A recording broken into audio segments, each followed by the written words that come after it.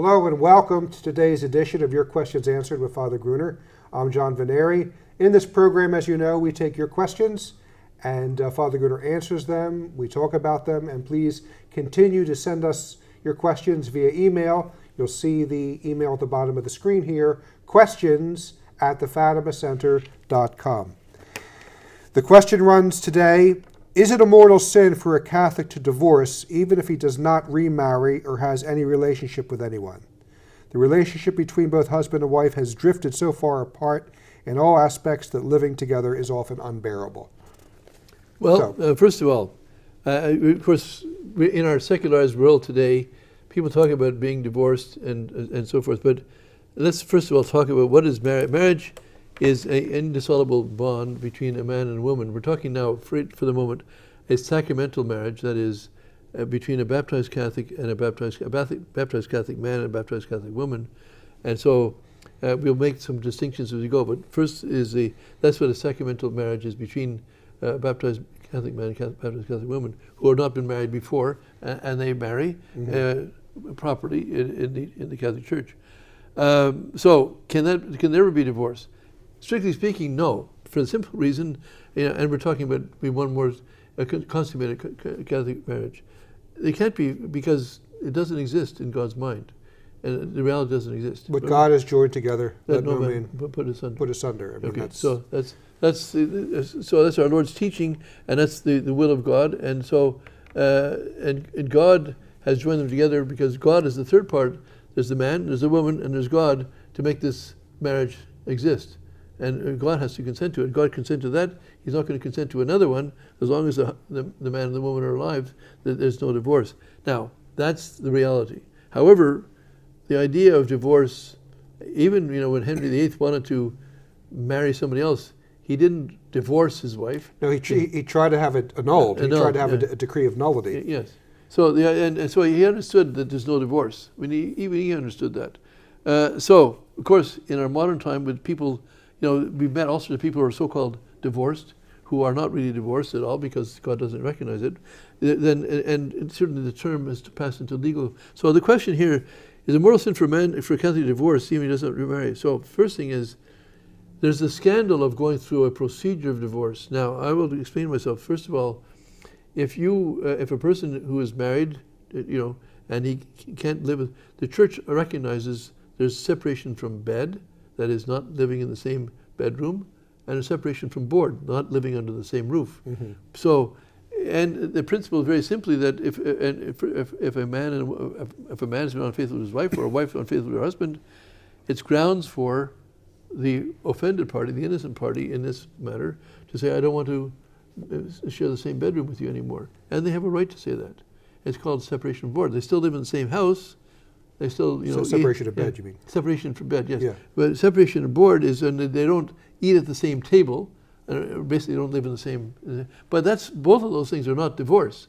They're just separations. Yeah, and that's the term the Church uses too, is separation. So in the case of this person writing, say, well, things are so unbearable that it's often unbearable.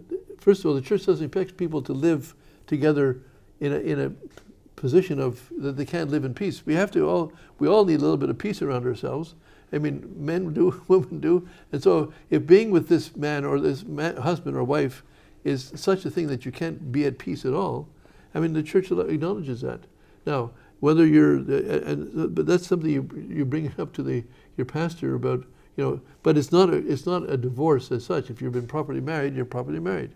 So, however, today the Church, the practice of the Church, I'm not sure, says, well, you can go through a civil court hearing of divorce for the civil effects.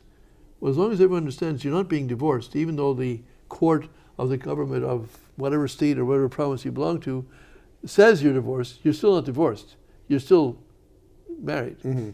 And so, but if I'm not into all these practices, but if for the sake of the civil effects of separation, because obviously there's property that you own together, there's the relationship to the children, all sorts of things need to be clarified, and so I think that's accepted. I'm not really an expert on this thing, but we should have, first of all, the clear idea, we're not getting divorced. Even if the state says we're divorced, we're not divorced, we're still married. Okay. And secondly, if anyone has asked you about it, you have to, he says, you're going through this legal procedure called divorce, scandalizes me. Please explain yourself. I might follow your example, and I don't want to do that. It's bad. I might go to hell for that. You say, no, well, I went through this for the civil effects of divorce, but no, I don't believe in divorce at all. You have to profess your faith in the faith when there's an occasion for it. So if you've given you've given the appearance of a bad example by going through the civil effects of a divorce in order to get peace in your life, etc., you still have to say to your fellow Catholic, I don't believe in divorce, and no, before God we're not divorced. But yes, for civil effects we... And if I remember too, the history you brought up Henry VIII is that even when Henry VIII was petitioning the Pope himself was saying, I don't have the power to divorce you two. I don't have the power to divorce you from... And he doesn't. The Pope doesn't. Because what God has joined together, not even no the Pope, man, not even the Pope, put asunder. So if the Pope can't declare a divorce, certainly the local magistrate or the local whoever judge doesn't have the power to actually grant a divorce. In a certain sense, divorce doesn't exist. Yes, that's my point from the beginning. So I understand that these questions are in popular phraseology, but we do need to make the clarifications when we give an answer. That's all. Now, the relationship between my husband and wife is just so far apart, also they're often unbearable. Well, that has happened. I mean, I'm not saying every marriage, but it has happened on occasion, and I've seen it. Now, it doesn't. But even as bad as things are, I mean, first of all, there is hope. I mean, there's a 54-day novena to ask for God to cure this malaise between them without taking sides. It's all your fault or it's all his fault, whatever.